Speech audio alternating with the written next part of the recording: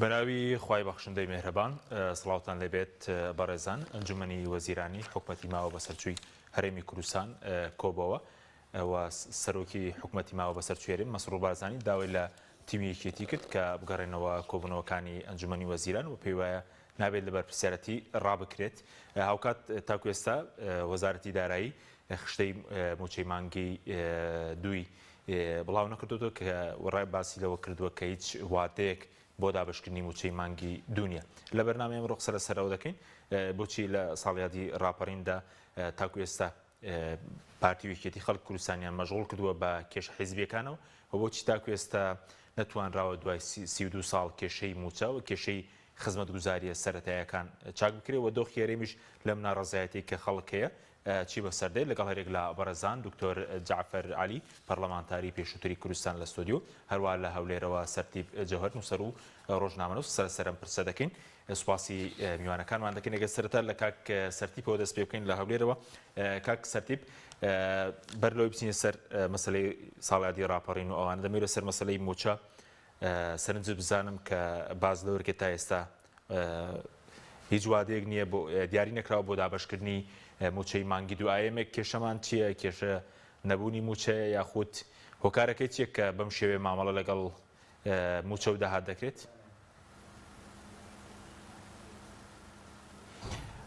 ئێوارەتان باش وڵای من بەر لەما چەند ڕۆژێک تەماشای لیستی موچەی مانگەکانی ڕابردووم کرد تەماشام کرد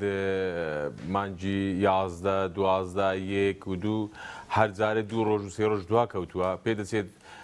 ئەم حکوومەتە حەز بکەکەوە چەند ڕۆژ دوای بخات و لە نەتیجە لە کۆتایی ساڵ بە مانگێک و ینی مانگێک زیاتر پاشەکەوت کە ئەم سیاسەتە سیاسەتێکی خراپە و چونکە هەروە دێ لە خەڵک دەپچڕنەوە پارە و کەم دەکەنەوە لە هەمان کاتدا ینی خەرجی خەڵک زیاد دەکەن بەوەی کە هەم زەریبیان زیاد کردو هەم ڕسوماتیان زیاد کردو هەم پارەی کارەبا زیاد کراوە هەم پارەی ئاو زیاد کراوە ئەمە بارگرانی زیاتر لەسەر خەڵک دروست دەکات من پێم وانییە پارە نەبێ پارە هەیە بەڵام ئیترە وەڵامەکە لای حکوومەتە کە بۆچی تا ئێستا موچەیان دابەش نەکردووە یان ئیعلانی دابشکردنی موچیان نەکردووە باشە تۆکو نووسەرێک وەکو ڕۆژنامەنووسێک چی لێ خوێنیتەوە پارە هەبێ و دابەش نەکرێت چکە خەڵک لە ساڵاتی ڕاپەڕین چاوەڕێ بوو کە بەڵێنی گەورەتر بدرێت نەگەوەی کە تەنها ئامادە نەبن لیستی موچەژ ڕابگەێنن بە شەفافی بۆ خۆی ڕاگەاندنی لیستی موچە ینی لە ڕاستیدا عیبێ بۆ حکومڕانی ینی موچە بۆ خۆی ئیستحقاقی ئەزەلیە کە مەفروزە لە کۆتایی مانگ نەک بۆ حکوومەت بۆ کردتیای بەش تایبەتیش موچە ئەلان دەکرێت ینی ڕاگەاندنی موچە دلیلی ئەوەی کە وەزعی ئابووری خراپە و مەفروزە ئەم حکوومەتە یان حکومڕانان بە بەردەوامی موچە لە کاتی خۆ بدەن بۆی خەڵک متمانەی هەبێ کە پارەی هەیە و چەند ڕۆژێکە ئەلانی وکراوە کە ڕقم حیسابی خەڵک بیکاتەوە یان بە فەرمانبەران بکرێتەوە ئێمە مەفروزە ئەم حکوومەتە بە جۆرێک تەعامل بکە کە خەڵک متمانە بکە بە حکومڕانی لە هەرێمی کوردستان تا هانی بدات بۆ ئەوەی هەژماری بانقی بکاتەوە. بەڵێ بەس بەڕێزوتت حکوومەت پارەی هەیە یاخود بڵێن پارەکە لای حیزبە لای دوو حیزب دوایی دەدرێت بە قاسی حکوومەت پارەکەی لای لە قاسی حکوومەتدا وەڵامی ئەو پرسیارە حتممە لای حکوومەتە بەڵام بە پێی ڕاگەاندەکانی پێشووی حکوومەت و بە پێی ئەو نرخەی ڕۆژانە کە نەوت ئەعلان دەکرێت بە تاکید حکوومەتی هەرێم پارەی هەیە و خۆشیان ئەعلانی دەکەن ینی چەند فترەی ئەعلانیان کردووە کە پارێکی زۆریان لە خەرجی حکوومەت پاشەکەوت کردووە قەرزیان داوەتەوە ئەو بەڵگەی ئەوەی کە ینی لەسەر ڕۆژ ڕابردوو چەند نرخینەوت هەر زیادی کرد لە 85 دلار بەرەو ژوور بوو ئەوە بەڵگەی ئەوەی کە پارە هەیە ینی بەڵام بۆچی دابەش نەکراوە حقیقەت ڕەنگە من نەتوانم تەفسیری بۆ بکەم نەتوانم زانیاریمان لا نییە چونکە ئەسڵەن داهات لە کوردستان لە لای کەمینێکی زۆر دیاریکرا و معلومە خەڵک نایزانی و پەرلەمانتاران نایزانن و حتا ئەوانەی بەشێکن لە حکومڕانیە ئەوانیش نازانن لەکوێوە ینی پارەکە نەوتەکە چۆن دەفرۆشێ و بە چەند دەفرۆشێ و چۆن دەگەڕێتەوە و ینی وردەکاری شەفافیت بەردەست نییە. باشە بەس ئێستا قاسی حیزب زیاتری تێدایان قاسی حکوومەت حزب لە کوردستان ینی یەک جێشێک لەو ڕنگڕۆی حکومڕانی ئەوەیە کە حزب لە کوردستان حزب حکوومەت لە کوردستان جیا ناکرێتەوە ینی پێت ناکرێت حزب لە حکوومەت جیا بکەیتەوە بۆیە دەشە حزب لە حکوومەت دەوڵەمەندتر بێ ینی هەرچی مەشارێعی ئیسtisماری و ئابووری هەیە لە هەرێمی کوردستان ئەگە حزب هی خۆی نەبێت شەریکە تێیدا و پرۆژە هەرە گەورەکانی ئابووری لە هەرێمی کوردستان حزب هەژمونێکی گەورەی بەسەردا هەیە بۆ نمونە نەوت بۆیە ئاساییە ئەگەر حزب لە وڵاتی ئێمە دەوڵەمەندتر بێ لە حکوومەت و وەموچە و داهاتی زیاتر بێ لە حکوومەت. باش ڕۆڵی کێ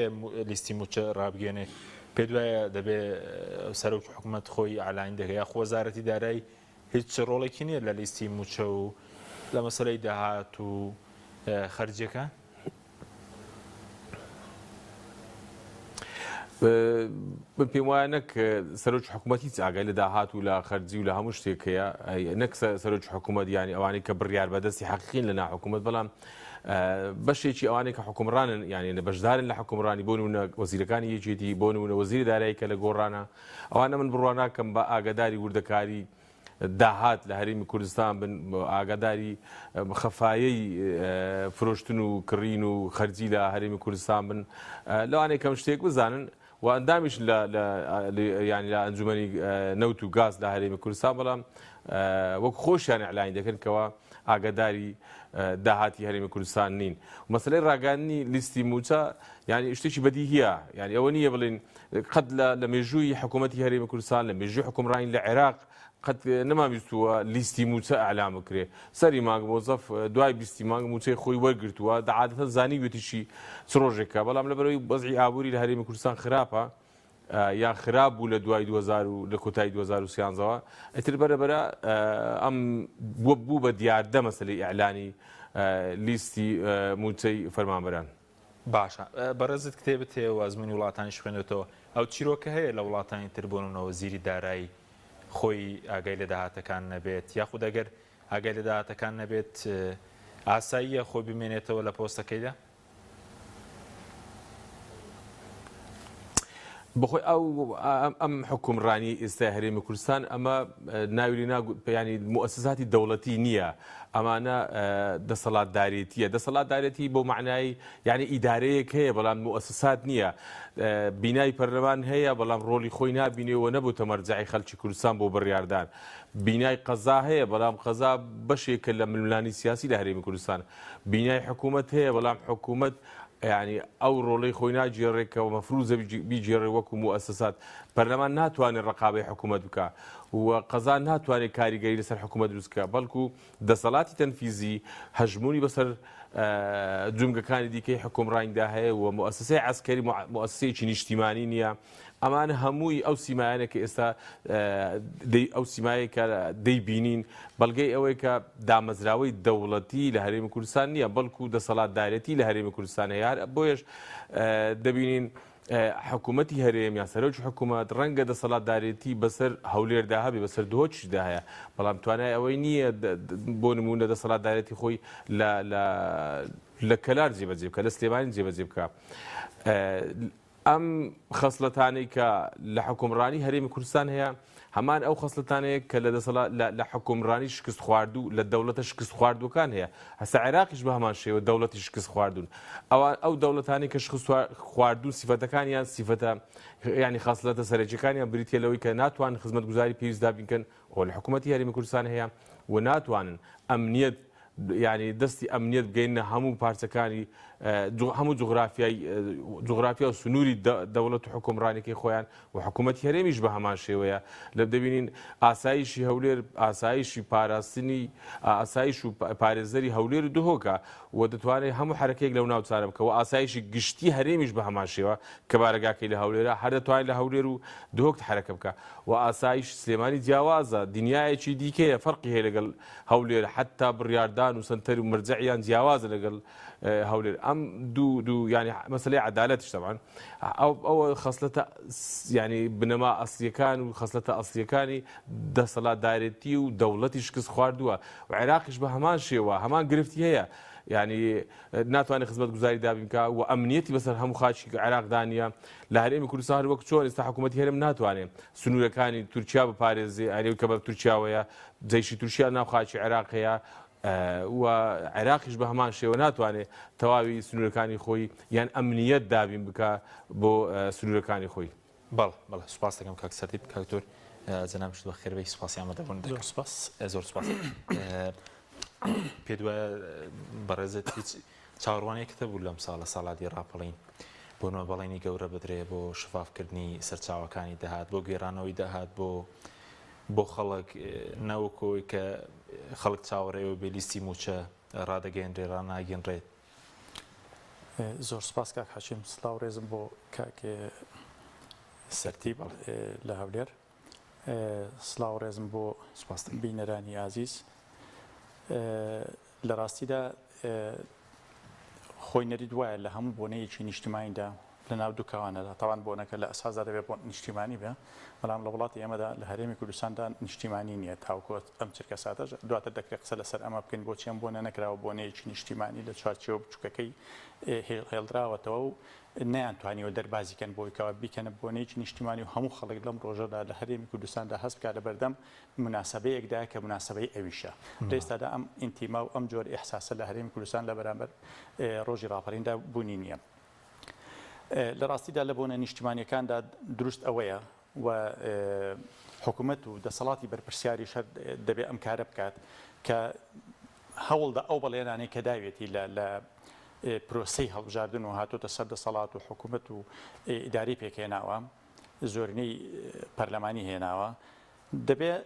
لانی کەم ئەو بەڵێنانی کە جێبەجێ نەکردووە هەوڵدا لە بۆنەیەکی نیشتیمانیدا بەشێکی جێبەجێ بکات بەشێکی ڕابگەێنێ ینی ئەم بۆنەیە بکاتە مناسبەیەک بۆی کەوا جارێکی تر بتوانێت متمانەی هاوڵاتی بەرەزبێنێتەوە بەچی لە ڕێگەی پێشکەشکردنەوەی پرۆژەی خزمەت گوزاری لە وڵاتی ئێمەدا بەداخەوە لەبری ئەوەی کە لە بۆنە و ڕووداوە مێژوویە گەورەکاندا گرنگەکاندا لەبری ئەوەی قسە لەسەر ئەوە بکرێ پرۆژەی خزمەت گوزاری گەورە پێشکەش بکرێت لەبری ئەوەی قسە لەسەرەوە بکرێت کەم و کورتیەکانی پرۆژەکان و پرۆژە جێهێڵدراوەکان و پرۆژە نیوە مردوەکان معالەجە بکرێت بزان کەم و کورتیەکانیان لەکوێیە چارەسەریان بۆ بدۆزنەوە بزان سەبەبی دواکەوتنیان چیە چارەسەریان بۆ بدۆزنەوە سزادان و لێپرسینەوە هەبێت لە بەرامبەر کەم تەرخەمەکاندا جۆرێک لە ململانەی بازاڕی جۆرێک لە ململانەی ناسیاسی جۆرێک لە ململانەی هەرزەکارانە لە بۆنە نیشتیمانیەکاندا قوڵتر دەکەنەوە ئەمە کارەساتێکی گەورەیە ئەمە پێمان دەڵێکە لە هەرێمی کوردستاندا دەسەڵاتی حیزبی لە هەرێمی کوردستاندا یا دەسەڵات لە هەرێمی کوردستاندا کە دەسەڵاتێکی حیزبی سەرفە بە هیچ جۆرێک ناوێت بۆنە نیشتیمانیەکان وەکو بۆنەی نیشتیمانی مامەڵە بکات هەوڵ دەدا ئەم بۆنە ئەمە تەبەن ئێمەگە قسە لەسەوە ناکەین لە بارگەی بارزانانی چی ڕادەگەیەنی وچێتی مەکتەبی سیاسی چێتی نیشتیمانی کوردستان چی بڵاو دەکاتەوە لە یادە نیشتیمانیەکاندا و پارتی دیموکراتی کوردستان مەکتەبی سیاسەکەی چی بڵاو دەکاتەوە فلان حیزب و فیساد حیزب چی بڵاو دەکاتەوە ئێمە قسە لەسەر ئەم سلوکەی دەکەین کە لە بۆنەکاندا دەیبینین ئەم ڕەفتارانەی ئەم قسانیان ئەم لێدوانانیان ئەم هەڵوێستانیان کە لە ناو بۆنەکاندا عەرزی دەکەن نەک ئەوەی کە لەسەر وەرەقە دەینووسن لە میدیاکانیاندا پەخشی دەکەنەوە بۆ خەڵک ئەوەی کە پێمان تاوکو ئێستا لە دوای نەوتویەکەوە تاوکو ئەم چرکە کسات ئەوەی پێمان دەڵێ دابەشبوونێکی گەورەی بۆنەکان هەیە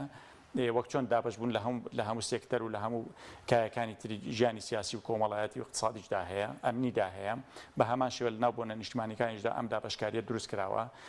بۆنە نیشتیمانیەکانیان نەجاتیەوەی بێتە پنتێک ببێتە سنتەرێک ببێتە چەقێک بۆ کۆکردنەوەی هێز و تواناکان و جارێککە بەڵند و پاتکردنەوە بۆ خزمەتکردنی هاوڵاتیانی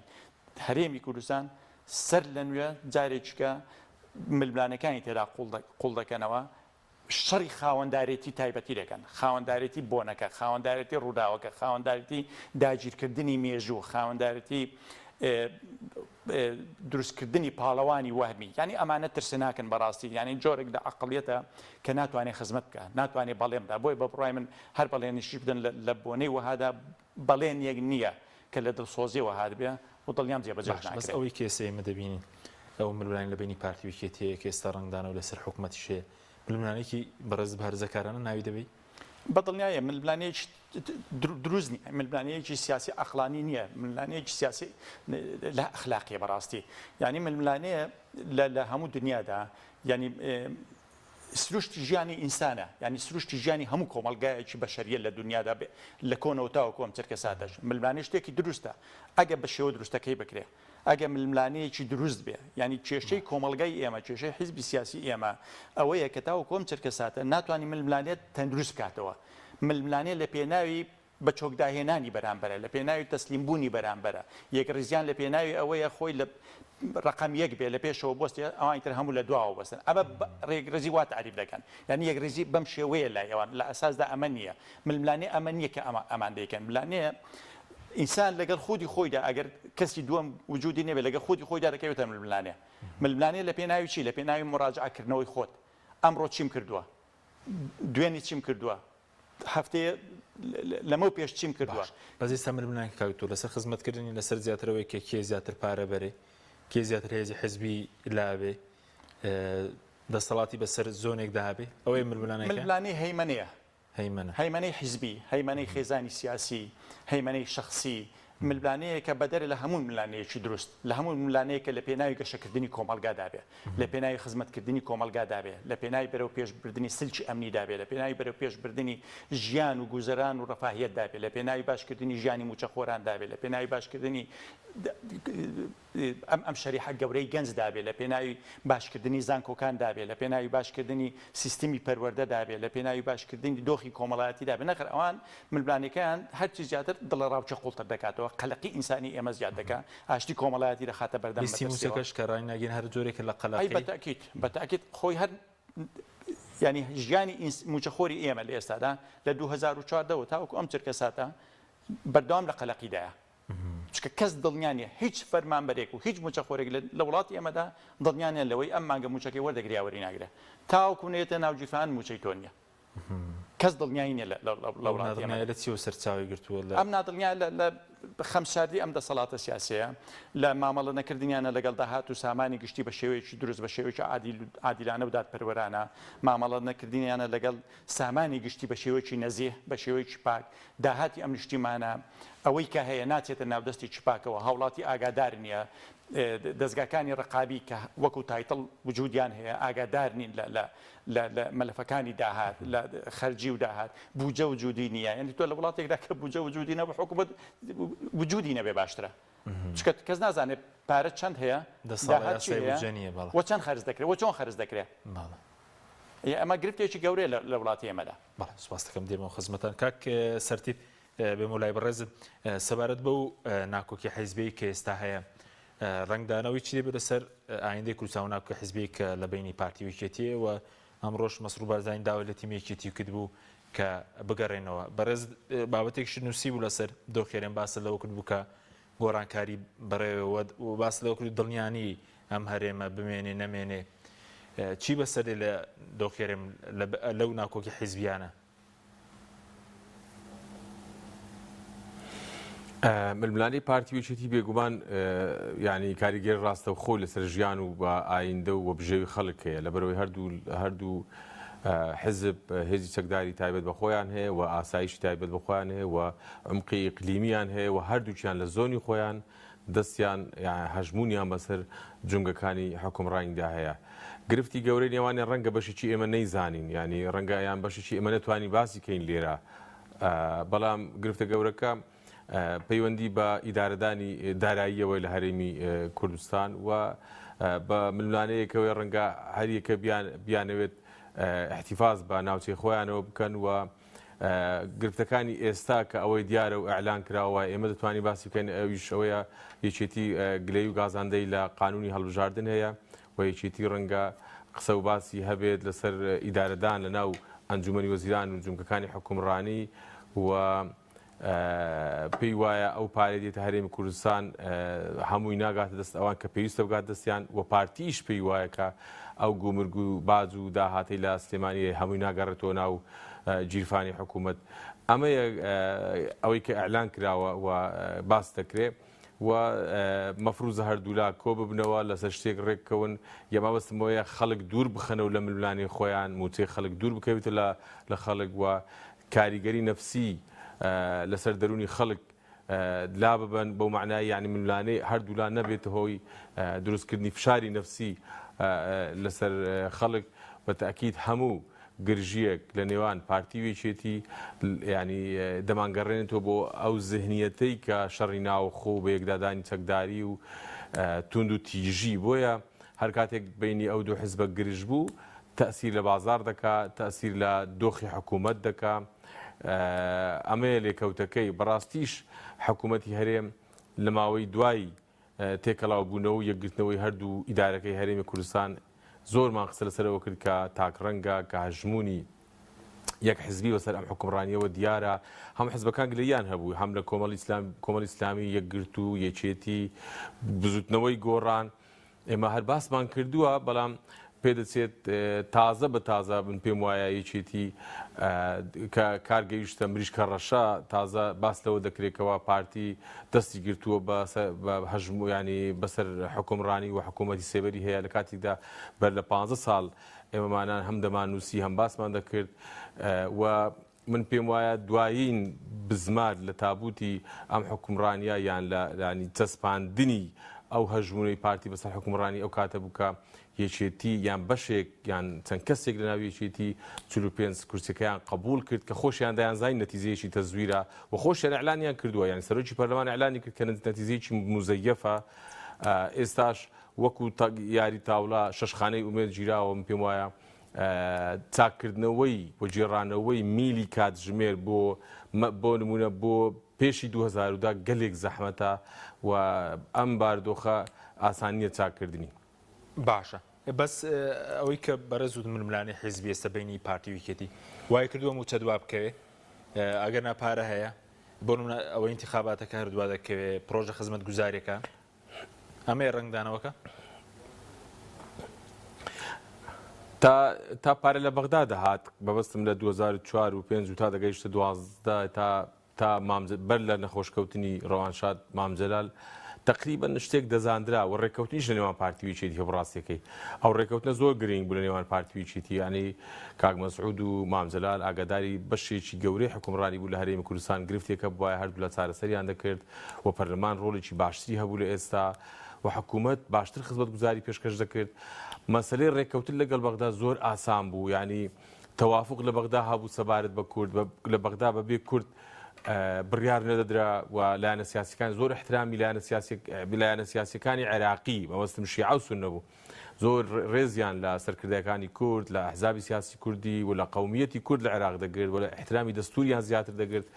بەڵام دوای نەخۆشکەوتنی مامجەلال و هێدی پاشەکشەی ئەو ڕێککەوتنی لێمان پارتیویچێتی بوو کە ناوی نێنرا بوو ڕێککەوتنی استراتیژی ئێدی هەژمونی پارتی زیاتر و بەسەر حکومڕانی و پاشەکشەی یەکێتی بەوازحی دیار بوو لەم حکومڕانیە و من پێم وایە یەکێتی خۆی مسەبیب بووە لەم دۆخێک کە دروست بووانی ئەوە نییە گوناحەکە بەو بخەینە مل پارتی هەر هەمووی من پێم وایە حکومڕانانی یەکێتی کاربەدەستانی یەکێتی خۆیان تەرسیخی ئەم باردۆخەیان کرد پارە کەی بوو پار مانجی 6 بوو وابزانم بەبێ مناسبە ئەندامێکە لە لیژنەی گاز و لە نەوت و گاز بۆ پارتی زیاد کرد گۆڕانی و یەکێتی دوایش دێنگ لەی دەکەن وڵای پارتی دەستی گرتووە بەسەر حکومڕانی و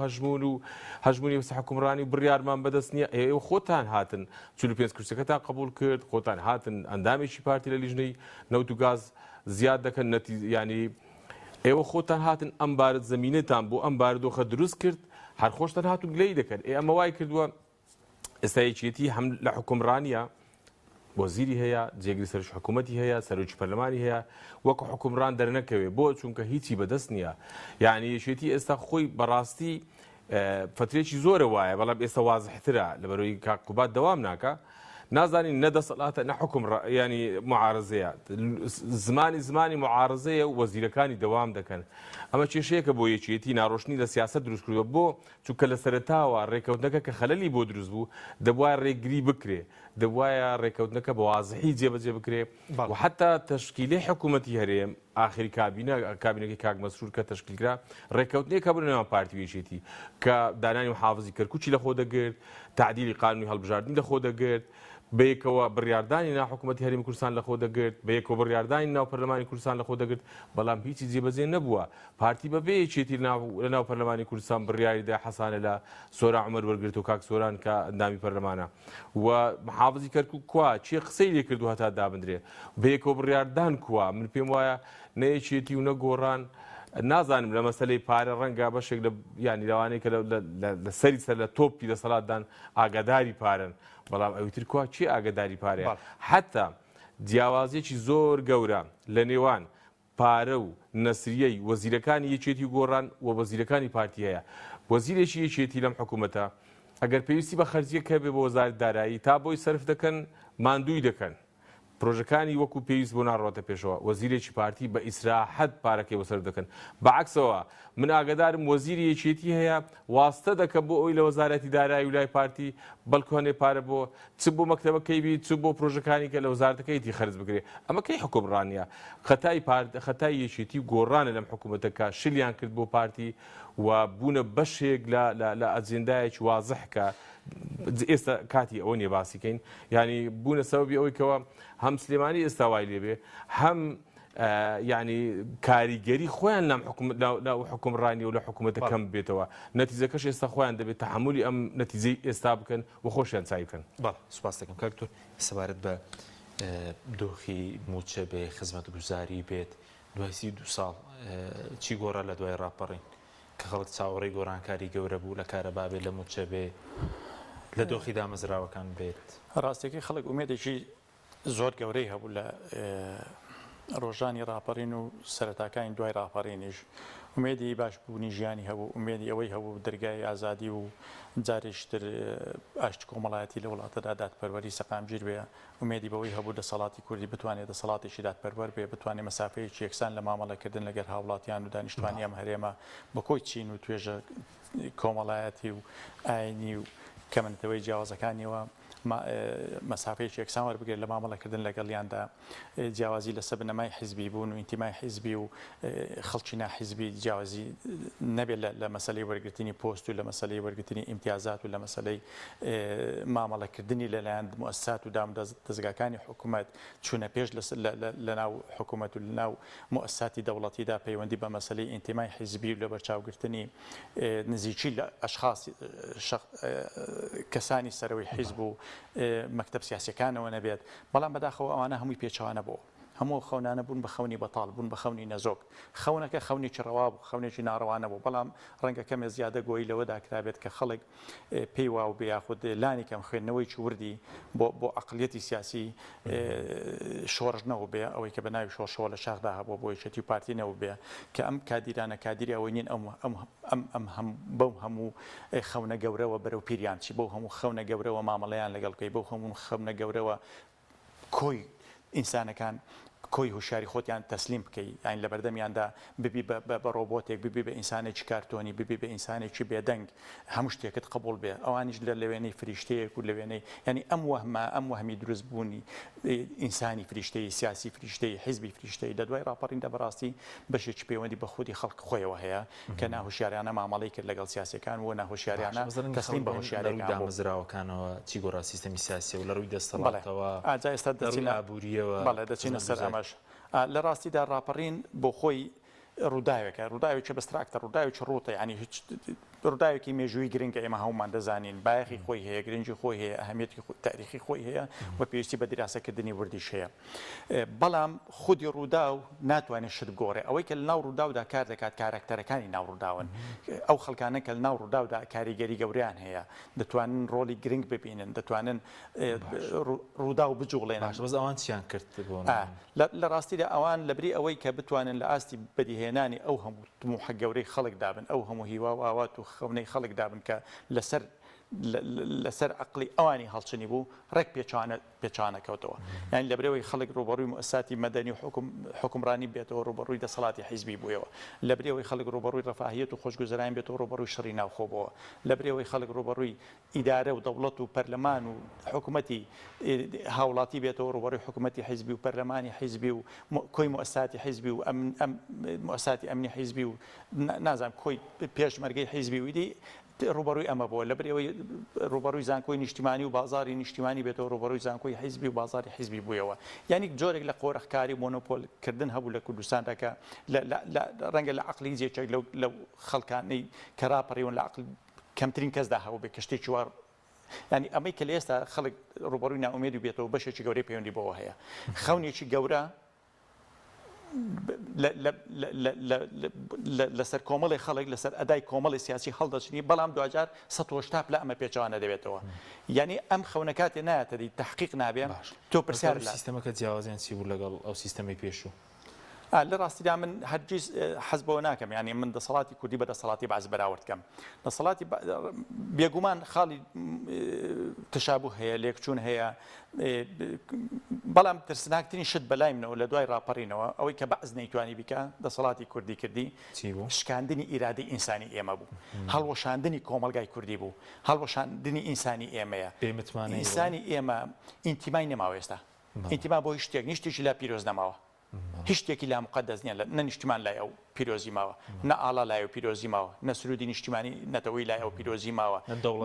نە دەوڵەتی کوردی لای یعنی مقدساتی ئەم نیشتیمانیان واتێک شکاندووە ئینسان وا بێ ئیرادە بووە تۆ دەسەڵاتێک بە معنای کەلیمە بە پلەی ئیمتیاز شکستی خواردووە لە 92 بۆ ئێستا شکستی خواردووە شکست لە دوای شکست تۆمار دەکات دەسەڵاتێک نەتوانێت دادپەروەر بێ نەتوانێت هیچ مؤسسەیەکی نیشتیمانی لە وڵاتەکەدا دروستکە ناتوانێت ئینتیمای هاوڵاتیانیش بسۆگەر بکات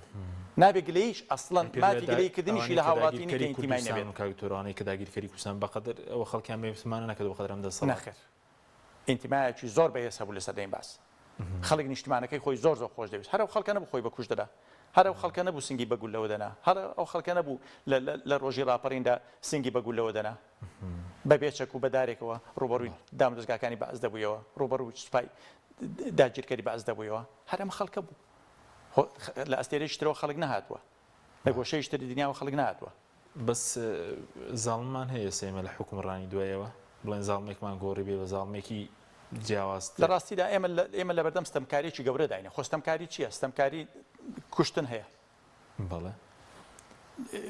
دادگای نیشتیمانی نییە داهاتەکان سوپای نیشتیمانی نییە داهات لە دەستێکی ئەمیندا نییە هەر کوڕی بەرپرسێک دەزانین چۆنە گەندەڵێکی بێسنوور هەیە یان گەندەڵێکی بێشومار هەیە تۆ ئاسانترین ڕێگاش بۆ چارەسەرکردنی گەندەڵ هیچ پێویست بۆ ناکات نە دیژنەی نەزاهاتە بێ نە شتێک دەبێ فەرمو وەرە مەکتەب سیاسیەکەی خۆت بانکە ئەندامی سەرکردایەتەکەی خۆت بانکە بزانە موچەی چەندە پەرلەمانتارێ بانکە بزانە موچەی چەندە وەزیرێ بانکە بزانە موچەی چەندە مدیر ئام و سەرۆکی زانکۆیەک و لیوایەک و نازام چێوچە بانکە بزانە موچەیان چەندە موچەکەی بەراورد کە لەگەڵ ئەو سەر سامانەی کە هەیەی بزانە چەند خانووی هەیە چەند شوقەی هەیە دوکانی هەیە چی هەیە چەند سیارەی هەیە بزانە ئەو موچە بە درێژایی تەمەنی بەشەوە دەکە ئەو سامانی پێکۆ بکاتەوە ئەو هەو مڵکەی پێکۆ بکاتەوە ئەمە کافیەتەوە هەر لە مەکتەب سیاسی و سەرکردایەتەکانی خۆیان پرسنەوە زۆر ئاسانە دواتر لە خەڵکە پرسنەوە خەڵکە زۆر ئاسانە یان دەتوانم حسابی خەڵکی تر بکەن با لەوان بپرسنەوە لە ئێستادا چواردەوری مێزەکەی خۆیان لە چواردەوری مێزەکەی خۆیان هەر لەوە بپرسنەوەی چتری نایە بەس ئەوەندە بەزەوە بکەن بە ئیشی نیو ساعتە سپاس دەکەم ناوبڕێکمان هەیە دێم وڵاتە بەڵێ بینێرانی بڕێز ناوبڕێکی کورت و دەینە وڵاتان لەگەڵمان بمێنەوە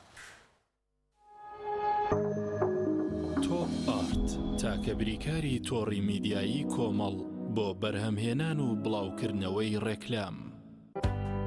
گرفتی ئەوەت نەبێت جلەکانت پیسبوون و بۆنیان ناخۆش بێت کاتێک جلشۆری هایسنس بیورجێتت هەیە ئەم جلشۆرە سیستمی هەڵمی تێدایە بە تەواوەتی جلەکانت لە پیسی پاگەکاتەوە و بۆنێکی خۆشیانەداتێ و ناژێڵێت چرج ببن سیستمی ئینڤێرتەری تێدایە و ڕێگرێت لەوەی هەر گرفتێکی کارەبایت بۆ دروست بێت دیزاینێکی جوانی هەیە و کواڵیتێکەشی هێچکار بەرزە لە یەکادا هەم جلەکانت بۆ شووە و هەم بە باشترین شێوە وشکیانەکاتەوە و ناژێڵێت جلەکانت چرچ و لۆچیان ڕوبەرێکی گەورەی هەیە و 10 کیلۆگرام پۆشاک لە خۆت ئەمانە و چەندین تایبەتمەندی تر لەم جۆرە نوێی جلشۆری هایسنسدا بۆ تۆ ئامادەکراوە پێنجەمین فستیڤاڵی نێودەوڵەتی بەهار لە بەروانینەوە تا 18 سی 2023 گەورەترین فستیڤاڵی بازارکردن لەسەر ئاستی عێراق لە پێشانگای نێودەوڵەتی سلێمانی ڕێک دەخرێت لە پێنجەمین فستیڤاڵدا براند و کاڵابیانی ناوخۆیەکان و پێویستیەکانی ڕۆژانی هاوڵاتیان بە نرخی گونجاو پێشکەش بە کڕیاران دەکرێت لەم فستیڤاڵەدا جۆرەها خواردنی کەلتوری کوردەواری پێشکەش بە سەردانیکاران دەکرێت ڕۆژانە خەڵاتی جۆراوجۆری کۆمپانیاکان پێشکەش بە کڕیاران دەکرێت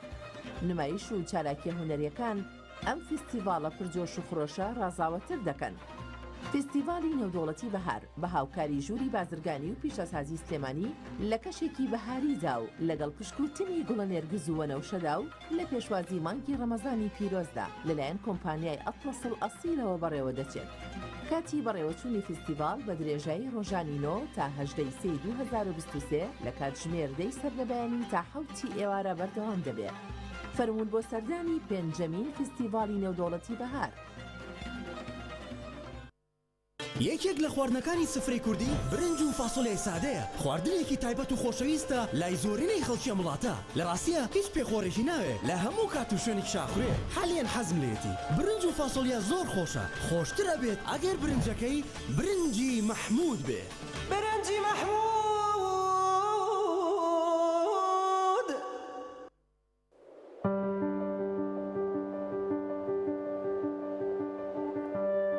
لە ناو سروشتی دڵڕفێنی کوردستاندا لە کەشێکی سەردەمیانەی دڵنشیندا باڕخانە و ڤێلاکانی مایۆرکا سیتی بنیاد دەنرێت. پرۆژەیەکی ناوازە سەرسامکەر شاکارێکی ئەندازیاری لە هەر جەیەکەوە سەیریەکەیت پارچەیەکە لە جوانی.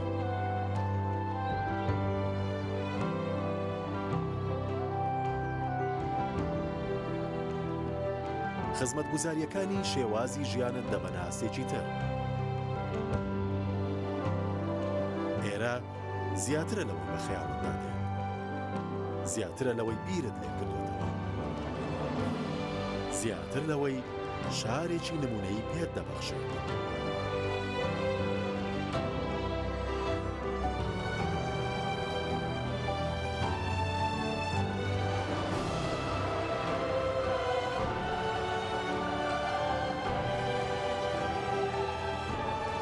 مایۆرکا سیتی جوانیە لە دڵی سروشدا.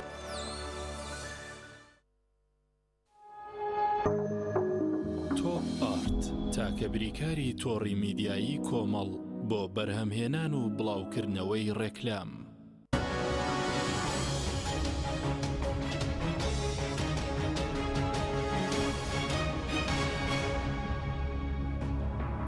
جارێکتر سڵاوتان لەوێت بەڕێزان کاکتور بە پرسیارێکتریش لێ بکەم دوای یاسین و لای کاک سەرتیب سەبارەت بەو بێمتمانەی کە بەڕێزت باست کەوتت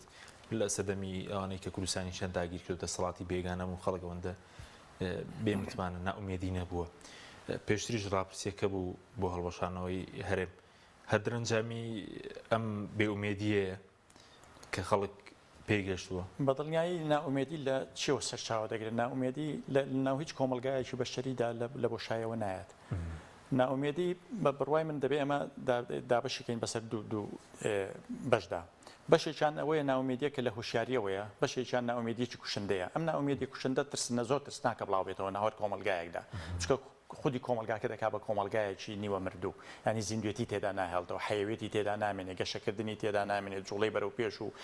جوڵەی مێژووی تێدا نامێنێ. ئەمە زۆر کارەساتی گەورە دەخۆڵقێنێ و کارەساتی گەورە بەدوای خۆی دادێنێ. ناومێدیەکی تر هەیە لە هوشیاریەوەیە، نەتیجەی فکرە، نەتیجەی بیرکردنەوەیە، نەتیجەی تێگەیشتنە، نەتیجەی قوڵبوونەوەیە لە ڕووداوەکان، لە ئەدای سیاسەکان، لە ئەدای حزاب، لە ئەدای حکوومەت ئیدارە. هەموو ئەم ناومێدیە بەرەو قۆناغیشتر دەتوانێت بتگوازێتەوە، دەتوانێت دەربازت کە، دەتوانێت مۆدێلی نوێتر بۆ بێنێ، دەتوانێت هۆشیارێکی کۆمەڵایەتی نوێتر بێنێت. لە کۆمەلگای ئەمەی لە کۆمەلگای ئێمەدا هەیە، لە ڕاستیدا هەردوو جۆرەکەی هەیە، بەڵام بە شێوەیەکی گشتیەوەی من دەیبینیم لە ڕاستیدا ناومێدیی کوشندە هەیە. ناومێدیەکەش لە دەرەنجامی ئەم سیاست و ئەم سلوکە سیاسیە کە دەسەڵاتدارانی هەرێمی کوردستان لە دوای ڕاپەرینەوە تاوکو ئەم چەشکە ساتە پیادەی دەکەن، کاری لەسەر دەکەن. ینی ئەوان نەیانتوانیەوە بە هیچ شێوەیەک ئینسانی کوردی وەکو هاوڵاتی قبول بکەن لە منیشتمانەدا. پرسی هاوڵاتی بوون نەبووتە خەمێک، نەبووتە بابەتێک لە لای دەسەڵاتی کوردی. کاتێک کە تۆ وەکو هاوڵاتی قبول ناکرێت لەلایەن مؤسساتی دەوڵەتیەوە و لەلایەن مؤسساتی حیزبیشەوە تەنانەت و هیچ شتێک وەکو هاوڵاتی لە وڵاتەدا بۆ ناچێتە پێش، بێگومان ڕوبەڕووی ناومێدی دەبێەوە. کاتێک تەماشا دەکەی پەرلەمان هەڵبژاردن، هیچ یەکێک لەم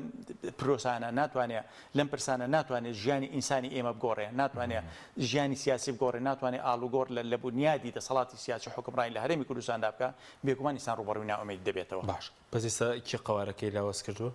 بێگومانەوە هیچ گومانی تێدانە ئەم دەسەڵاتەیە کە ئێستا هەیە زیاتر هۆکاری دەرەکی لاوازی دەکەی هۆکار ناوخۆی بگەن دەڵێکن عادالەتێکە هیچ گومانێک لەوەدانی من هەر بەڕاستی من بۆ خۆم سرم سوورماوتارێکیشم لەسەرەوە نووسی کەوان لە بەرامبەر ڕاپرسیەکی بچووکدا باشە بچووک بەستم بۆیە چەند هزار کەسێک و پەری بەشداری بەستم خودی کارەکە نییە و کارێکی علمی کارێکی زانستیە کراوە ڕاپرسی کراوە فۆرم دابش کراوە خەڵک دەنگی داوە لەگەڵەوەی قوارەی هەرێم هەڵبۆشێتەوە بچێتەوە سەر عێراق یا مێنێتەوە لەگەڵەوەی بچێتەوە سەر عێراق بەشێکیان وادەڵن بەشێکی زۆریان وادەڵێن حکوومەتی هەرێمی کوردستان هێندە لەرزۆکە هێندە ژێرخانێکی لەرزۆکی هەیە بەم وەڵامانە کەوتۆتە لەرزین بەیان نامە دەردەکات و لە ڕۆژنامەی سەبع ئەمەی بڵاو کردەوە خۆ لە بەغدا نەکراوە ڕاپرسی لە بەسرا نەکراوە لە ناسریە نەکراوە لە هەولێر کراوە لە ناو هەولێر کراوە مؤسسەکە خۆی لە هەولێرە کۆمپانیاکە کادیرەکانی ناو هەولێرن یعنی ئەمە شتێکی عەجیبە دەسەڵات ئەگە لە ناو خۆدا بەهێز بوو ئەگە پایەکانی ژێرخانی سەڵاتداری و دەوڵەتداری و حکوومەت و ئیدارەی دادپەروەر و مۆدێرنت هەبوو دەیان ڕاپرسیواش بکرێت دەتوانی مۆدێرنانە مامەڵەی لەگەڵ بکەیت مەدەنیانە مامەڵەی لەگەڵ بکەیت وەکو مؤسسە مامەڵەی لەگەڵ بکەیت نەبکەوێ لەرزین و بکەوێ شعارات و دروشم و بەڵێ بۆ دەوڵەت و بەڵێ بۆ ئاڵە کێشەنیە خەڵک دەوڵەت و ئاڵای خۆش دەوێت بەڵام بەم سەرە ناکەوان دەیڵن بەم نرخەنە سوپاس دەکەم کاک سەرتیب بێمەولای بەڕێز سەبارەت کاتێکی کەمیش ماوەگەر چەند پرسیارێکتر بە کورتی بێ سوپاس دەکەم سەبارەت بەوەی کە بەڕێز پێشتر پرسیارێکم کرد لەسەرەوەی کە بابەتێکتان نووسی و باسی گۆڕانکاریتان کردبوو لە هەرێم یاخود ئێستا و فشاران نێو دەوڵەتیانەی کە هەیە هیچ گۆڕانێک لە ئارادایە یاخود خەڵک بەم شێوەیە باسی 2 ساڵ کە ئێستا کێشەی موچە هەیە کێشەی ئەو موسسات نەبوون موسسات یەک نەخستەوەی هێزی پێشمەرگە ئیدارەدانی داهاتەکان پەیوەندی لەگەڵ بەغدا لەگەڵ دەرەوە لە قەیراندایە دۆخکار بەم شێوە دەمێنێتەوە کۆمەلگەی نێودەوڵەتی کەمێک بێتاقەت بوون لە هەرێمی کوردستان یان لە لێدوانەکانی پلاسخار دەردەکەوێت کە باسەوە دەکە یان ئێوە نابی ئومێدە سەرەوە هەڵچین کە ئەم قوارێ هەتا سەر وەک خۆ بمێنێتەوە بەشێکی گرفتەکان پەیوەندی بە ناوخۆی هەرێم هەیە کە دیموکراسی لە خەتەرە ئازادی لە خەتەرە و حکومڕانێکە بۆ خۆی ناتوانێت خزمەتگوزاری پێویست بە پێشکەش بە خەڵک بکە ئەمە ینی مەترسی تەنها ئەوە نییە ئەوان گلەیمان لێ بکەن ینی بەشێکی گەوری ئەوەی کە هاوڵاتیانی هەرێمی کوردستان ناڕازی لەم حکومڕانیە یخۆ ناکرێت تا سەر بەم شێوە بەردەوام بێ ئەمە دیوی ناوە خۆیەتی ئەوی تریان پەیوەندی بە هەرێم بەغداوەیە ینی کۆمەلگەی نێودەوڵەتی بێتاقەت بوون لەوەی کە ئێمە ناگەینە نەتیجە لەگەڵ بەغدا خۆ بەشێکی گوناحەکە بەر ئێمە دەکەوێت بەشەکەی ترشی بەر بەغدا دەکەوێت بەڵام گرفتە هەرە گەورەکە مۆزوعی نەوتە و نەوت بابەت بۆ بابەتێکی زۆر معقد و هەموو دنیا دەزانی کە کاروبارەکانی نەوت نادەستوریە بەڵام